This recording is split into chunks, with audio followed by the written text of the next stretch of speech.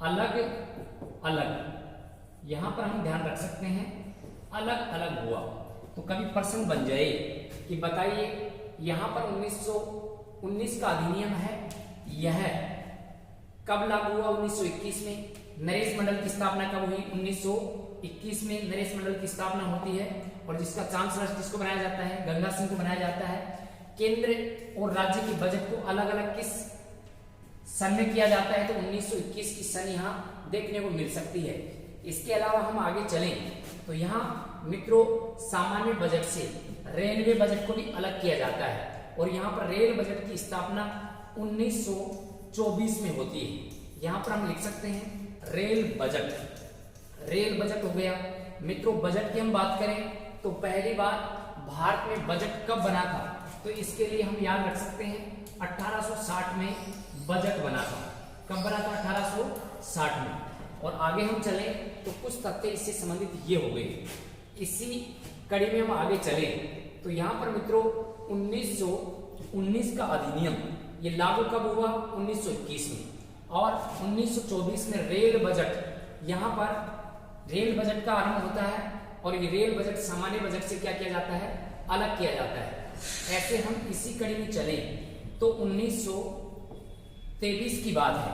1923 में यहां पर हम बात करें तो स्वराज्य पार्टी की स्थापना हुई थी। कौन सी पार्टी की स्थापना? स्वराज्य पार्टी की स्थापना किसके द्वारा की गई? तो यहां पर मित्रों चित्तरंजन दास और मोतीलाल नेहरू का हम नाम याद रख सकते हैं। स्वराज्य पार्टी की स्थापना कब हुई मित्रों? 1921 में। और 1921 में स्थापना करने वाले कौन हो गए? तो चित्तरंजन दास और मोतीलाल नेहरू हो गए। अब स्वराज्य शब्द से हम ले लेते हैं, स्वराज्य शब्द का प्रयोग पहली बार किसने किया? तो शब्द की बात आ जाए तो मित्रों दयानंद सरस्वती का नाम आता है। स्वराज्य शब्द की पहली बार अगर मान लो पूछा जाए कि शब्द का प्रयोग किसने किया तो यहाँ पर दयानंद सरस्वती का नाम आ जाएगा। और स्वराज्य पार्टी की स्थापना किसने की? तो यहाँ पर नाम आ जाएगा चित्तरंजन दास और मोतीलाल नेहरू। अब स्वराज्य से हम और प्रश्न याद रख सकते हैं। स्वराज्य की प्रथम बार मांग किसने की? तो यहां पर आ जाएगा बाल गंगाधर तिलक का नाम आ जाता है, बाल गंगाधर तिलक। मित्रों यहां पर हम बात कर सकते हैं कि स्वराज्य शब्द का प्रयोग करने वाले कौन हो गए? दयानंद सरस्वती। स्वराज्य पार्टी की स्थापना करने वाले कौन हो गए? चित्तरंजन दास और मोतीलाल नेहरू। और स्वराज्य की मांग करने वाले बाल गंगाधर तिलक, जिन्होंने 1896 के कलकत्ता अधिवेशन में पहली बार क्या की थी? मांग की थी और एक नारा भी दिया था कि स्वराज्य मेरा जन्मसिद्ध अधिकार है, मैं उसको पाकर रहूंगा, मैं लेकर रहूंगा। तो ये मित्रों बाल गंगाधर तिलक के द्वारा ये मांग की गई। इसी कड़ी में हम आगे चलते हैं तो यहाँ पर मित्रों 1923 की बात हो रही है। देखो तो 1923 में हम एक तथ्य और जोड़ सकते हैं। 1923 में भारत में लीग कमीशन आया। कौन सा कमीशन आया मित्रों? League commission. और लीग कमीशन की सिफारिश पर आगे हम चले, लीग कमीशन की सिफारिश पर आगे चलते हैं तो 1926 में यूपीएससी की स्थापना होती है। और ये कहां हुई मित्रों? दिल्ली में हुई। किस कमीशन की सिफारिश पर? League commission. 1926 में यूपीएससी की स्थापना दिल्ली में होती है। तो ये हमसे जुड़े हुए कुछ तथ्य हो गए जो इनसे संबंध रखते हैं। ऐसे हम आगे चलें तो यहां पर मित्रों आगे 1926 के बाद में हम ले सकते हैं 1927। और 1927 में साइमन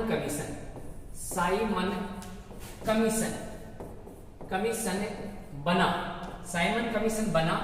और ये साइमन कमीशन बना उसके बाद में ये भारत में कब आया? तो ये भी प्रश्न बन सकता है। फरवरी 1928 में भारत आया और इसके विरोध में साइमन कमीशन के विरोध में आगे हम चले तो किस अपने भारतीय समाज सुधारक की मृत्यु होती है? तो यहां पर हम कर सकते हैं विरोध किया गया, और विरोध में यहां पर लाला लाजपत राय, लाला लाजपत राय की क्या होती है? सांडर्स की लाठी से, सांडर्स की लाठी से इनकी क्या हो जाती है मित्रों? मौत हो जाती है। सांडर्स की लाठी से क्या हो जाती है? मौत हो जाती है। तो ये प्रश्न पूछा जा सकता है कि सांडर्स की, लाला लाजपत राय की हत्या किसकी लाठी से होती है? सांडर्स की लाठी से होती है। और आगे चलकर इस सांडर्स को दिल्ली की संसद में अपने उद्धम सिंह और भगत सिंह जाकर इसकी हत्या करते हैं, सांडर्स की हत्या करते हैं, लाला लाजपत राय का बदला लेते हैं। तो यहां पर हम चले तो ये हो गया 1928 का तथ्य हो गया। इसी कड़ी में हम आगे चले तो 1929 में पहली बार लाहौर अधिवेशन में स्वराज्य की मांग की गई थी। तो यहां पर मित्रों आ सकता है स्वराज्य की मांग की बात करें तो किस अधिवेशन? तो कांग्रेस का अधिवेशन आए तो स्वराज्य की मांग कांग्रेस के द्वारा कब की गई मित्रों? तो ये की गई थी मित्रों 1929 में लाहौर अधिवेशन के दौरान तो यहां पर एक प्रश्न और बन गया कि कब या किस अधिवेशन में पहली बार स्वराज्य की मांग की जाती है या कांग्रेस के द्वारा पहली बार मांग की जाती है? तो 1929 के लाहौर अधिवेशन के द्वारा। इसी कड़ी में हम आगे चलते हैं तो 26 जनवरी मित्रों, बात है 26 जनवरी की। 26 जनवरी 1930 को रावी नदी के तट पर पहली बार भारत के द्वारा तिरंगा फहराया जाता है।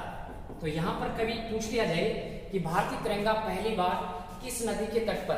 तो यहां पर रावी नदी हो गई। और यहां पर मित्रों 26 जनवरी 1930 की बात है, स्वतंत्रता दिवस मनाया। और इसी तिथि को याद रखने के लिए 26 जनवरी 1950 को अपना क्या लागू हुआ मित्रों? संविधान लागू किया गया। संविधान क्या किया गया? लागू। तो इसी तिथि को याद रखने के लिए हमने कौन सी डेट चुनी? 26 जनवरी की डेट चुनी, और ये 1930 की बात है। तो ये तो मित्रों हम आगे चलते हैं तो 1932 में सांप्रदायिक पंचायत भी आया था। 1932 में ही गांधी और अपने अम्बेडकर के मध्य पूना समझौता हुआ था। तो ये कुछ तथ्य हो गए। अब इसी कड़ी में हम आगे चलें तो यहां पर मित्रों हम देखते हैं आगे तो 1919 का अधिनियम चल रहा है, और 1919 के अधिनियम में हम ये कुछ तथ्य पढ़ रहे हैं जिसको मार्ले-मिंटो सुधार के नाम से भी जाना जाता है। इसी के अंतर्गत हम देखें तो सबसे पहले मित्रों यहां पर प्रांतों में, कहां पर मित्रों? प्रांतों में पहली बार यहां पर प्रांतों में द्वैत शासन की शुरुआत हो जाती है। द्वैत शासन प्रांतों में किस शासन की शुरुआत हुई? द्वैत शासन की शुरुआत कौन सी अधिनियम में होती है? तो 1919 के अधिनियम में प्रांतों में द्वैत शासन की शुरुआत 1919 के अधिनियम में होती है। मित्रों फिर कर लेते हैं हम बात द्वैत शासन की। द्वैत शासन का जनक कौन माना जाता है? जनक की बात की जाए तो यहां पर लियोनिल कार्टिस। कभी प्रश्न आ जाए कि द्वैत शासन के जनक कौन माने जाते हैं? तो लियोनिल कार्टिस माने जाते हैं। द्वैत शासन की पहली बार शुरुआत कब की गई थी? तो ये 1784 हम बात करें तो यहां पर 1784 का पिट्स इंडिया एक्ट आता है, जहां पर द्वैत शासन की क्या होती है मित्रों? शुरुआत होती है। और प्रांतों में द्वैत शासन 1919 के अधिनियम में, और आगे चलकर इस द्वैत शासन की समाप्ति पीछे अगर बात करें 1784 के बाद ये चला 1858 के अधिनियम तक। और यहाँ पर द्वैत शासन की क्या कर दी गई मित्रों, समाप्ति कर दी गई थी।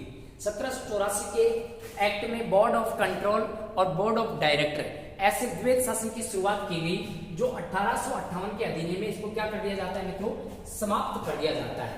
इसी में हम आगे चले तो पहली बार उद्देश्य का प्रस्ताव किस अधिनियम में प्रस्तुत किया गया, तो 1919 का अधिनियम, जिसमें उद्देश्य का प्रस्ताव प्रस्तुत किया गया। इसके अलावा आगे हम चले तो आगे मित्रों यहाँ पर एक तो यहाँ पर 1919 के अधिनियम के तहत चले तो सिखों को मत देने का अधिकार, सिखों को मत देने का अधिकार, सिखों को क्या अधिकार भी, मत देने का अधिकार, सिखों को मत देने का अधिकार। इसके अलावा अगर हम बात करें तो महिलाओं को मत का अधिकार। इस प्रकार से ये दो अधिकार, सिखों को मत देने का अधिकार और महिलाओं को मत देने का अधिकार, कौन से अधिनियम में हुआ, तो 1919 के अधिनियम में इसकी शुरुआत होती है। ऐसे हम बात करें तो पहली बार भारत में किस अधिनियम में पहली बार द्विसदन की शुरुआत होती है।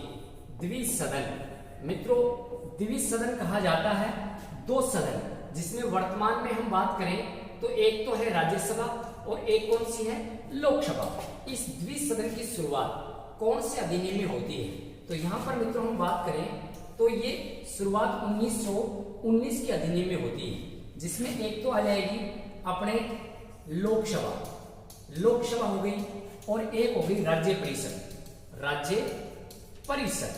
ऐसे मित्रों दो सदन शुरू होते हैं और इन द्विसदन के अंतर्गत हम बात करें तो यहाँ पर लोकसभा के सदस्यों की संख्या तो 145 रखी गई और राज्य परिषद के सदस्यों की संख्या कितनी रखी गई, 60। लोकसभा के जो सदस्य थे इनका कार्यकाल 3 वर्ष का रखा गया। कितने वर्ष का मित्रों, 3 वर्ष का। और यहाँ पर राज्य परिषद के सदस्यों का कार्यकाल 5 वर्ष का रखा गया। कितनी वर्ष का रखा गया, 5 वर्ष का रखा गया। तो द्विसदन की शुरुआत पहले